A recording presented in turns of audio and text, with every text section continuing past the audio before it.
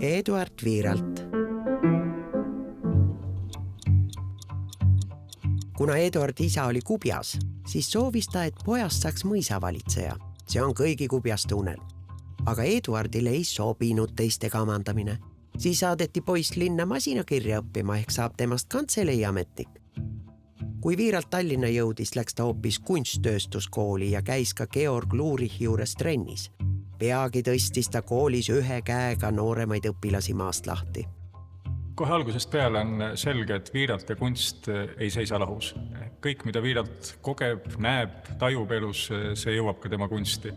Olgu selleks nooruspõlves näiteks vabatahtlikuna vabadussõjas osalemine või Tartu agulite elu või ka see, mis tema hinges toimub. Ühel või teisel hetkel ja pigem kiiremini kui aeglasemalt see jõuab Viiralti loomingusse. Viiralt pole kunstnik, kelle suurust mõisteti tagantjärgi. See sai koheselt kõigile selgeks. Kunstikool Pallas võttis Viiralti vastu.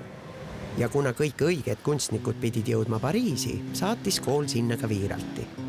Ja kui esimesel korral Pariisi saabumine ei õnnestunud, sest kogu reisuraha kulus kõrtsus, siis teisel katsel jõudis ta kohale.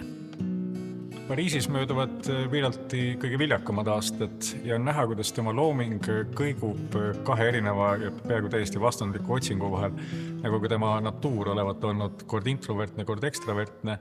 Nii see esimene Pariisi periood me näeme, kuidas ta väljendab seal ängi, pidetust, olemasolu tumedamaid pooli.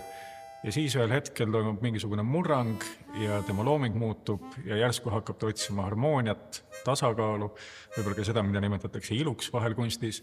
Ja kui küsida, milleks siis Viiralti kunst üldse hea on, nii vahel küsitakse, siis võib öelda, et üks kunsti suuri funktsioon on see, et me tajume vaatajatena, et me ei ole üksi.